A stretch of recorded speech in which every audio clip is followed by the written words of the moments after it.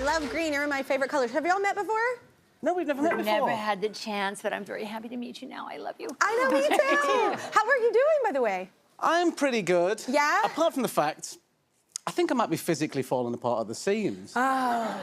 In my early middle age. Man, but I will say 41 even was different from 40 for me. Yeah. Well, something happened to me recently. What? I pulled a muscle in my back yawning. like in my back. And the thing about that was... What? I was still in bed when it happened as well. It was the first thing I did that day. The first thing I did that day was to pull muscle in my back yawning.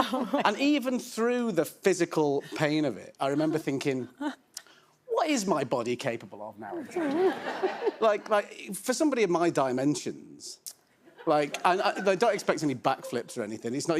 There's some physical feats I just can't manage. Yeah, I'm not going to go rock climbing. Exactly, yeah. but I thought I might be capable of lying down and opening my mouth. I thought I was safe. Yeah, and it turns out my body was like, no, calm down, action man. Oh, my gosh. Yeah.